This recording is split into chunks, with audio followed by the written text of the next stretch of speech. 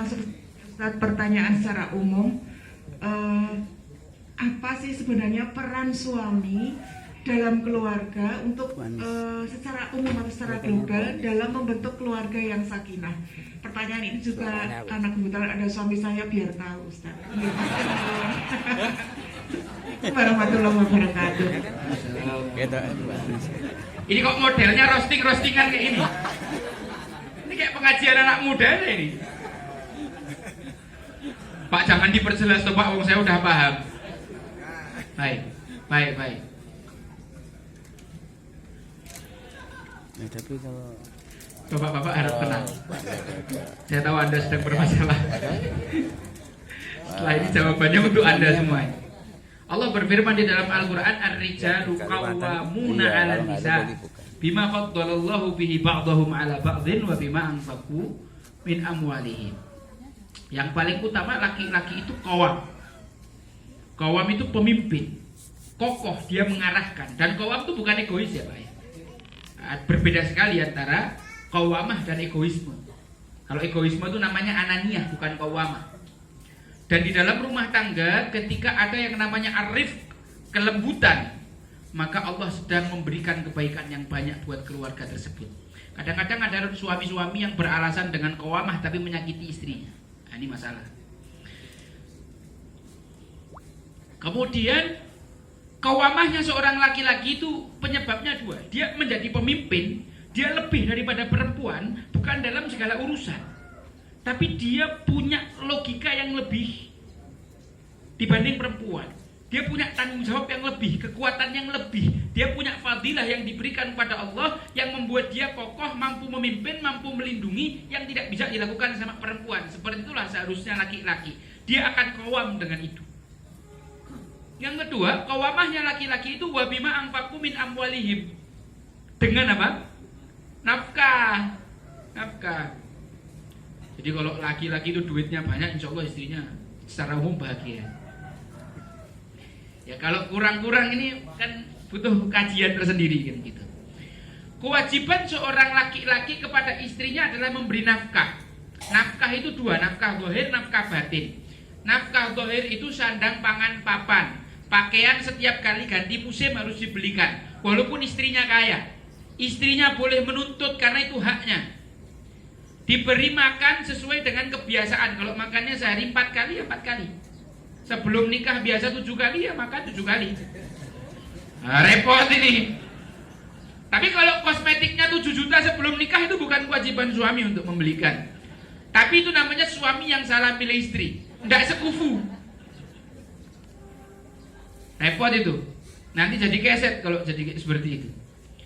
Amanah tadi? Ayat. Sandang, pangan, papan, menyediakan tempat tinggal. Tidak harus beli, tidak harus punya. Ngontrak boleh, nyewa boleh. Yang penting istrinya dapat tempat berteduh yang dia merasa aman di situ. Dan kemudian kalau seorang istri itu tidak mendapatkan nafkah tadi itu yang disebutkan dari suaminya selama sekian waktu, lebih dari 4 bulan, dia bisa mengajukan khulu kepada hakim, menggugat cerai. Tapi kan repot banget kalau semua perempuan kayak gini nih. Seakan nikah-nikah itu hanya untuk seperti itu. Lalu di mana perjuangan dan pengorbanan?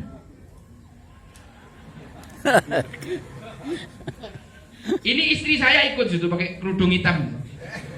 Di belakangnya ibu yang kerudung coklat itu istri saya. Saya tidak pernah ngasih uang bulanan sama istri saya. Karena prinsipnya kita hidup yang penting bisa hidup hari ini. Tak tanya, kau punya duit hari ini? Butuh apa enggak? Jadi kalau saya mau pergi sekian hari, 2 hari atau 3 hari, selama 3 hari ini ada uang nggak? Kalau ada, kalau ya baru tak kasih untuk itu aja. Jadi saya tidak pernah ngasih uang bulanan. Yang penting hari ini makan. Adanya makan cuma nasi putih sama kuah gudeg kemarin, kemudian kita panasi sama kerupuk, ya sudah itu nikmat karena lapar, Pak. Ngerti Bu ya? Jadi memang ibu dapat nafkah. Tapi kalau pasangan ini satu visi, kadang-kadang ketika suami sedang kesulitan masalah ekonomi, justru istrinya mensupport, bukan gregeling. Perempuan-perempuan soleh itu mengatakan kepada suaminya, wahai suamiku, keluarlah kau berdakwah, keluarlah untuk menjemput rezeki Allah. Aku tahan menahan lapar, tapi tak tahan menahan panasnya api neraka. Banyak laki-laki itu yang korupsi di luar sana, nyuri karena tuntutan istrinya. Bukan soal kebutuhan hidup, gaya hidup. Minta Rubicon istrinya ini. Repot. Bukan. Orang kampung kok minta Rubicon. Oh, kalau ngongkon rapi seneng suaminya. Kalau dimintai Rubicon ini repot. Ya ibu ya, itu nafkah zahir. Ada lagi nafkah batin. Nafkah batin itu jima. Hah? Itu minimal 1 bulan sekali menurut mazhab Syafi'i. Kalau sudah lewat 4 bulan, kok tidak dapat nafkah batin, seorang istri boleh minta khulu, diajukan ke hakim. Jadi bukan aku menghulu kamu, tidak gitu. Kalau kayak gitu saya dicerai sehari 10 kali. Dibawa ke hakim, disebutkan pelanggaran yang dilakukan oleh suaminya. Kalau hakim nanti akan mengusulkan untuk disatukan dulu, islah dulu. Kalau tidak bisa baru nanti diizinkan untuk cerai. Hadir. Kemudian kewajiban suami terhadap istrinya yang paling pertama adalah menjaga dan mendidik. Paling berat ini. Karena urusannya bidini wa dunya wal akhirah.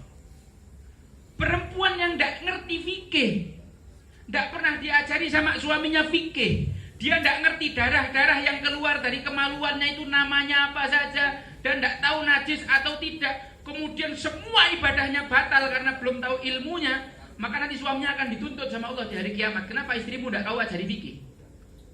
Waduh, berat. Oh iya, kalau gampang ya bukan nikah Pak. Suami itu berat urusannya di hadapan Allah, itu berat. Kewajiban suami adalah mendidik anak, kewajiban suami adalah nyuci piring, kewajiban suami nyapu rumah, ngepel rumah, nyuci baju, menyediakan pembantu, apalagi pokoknya semua urusan rumah tangga itu kewajiban suami. Di dalam Islam begitu. Kewajiban istri cuma 1, taat. Kok disuruh nyapu taat, suruh ngepel taat, suruh nyuci piring taat.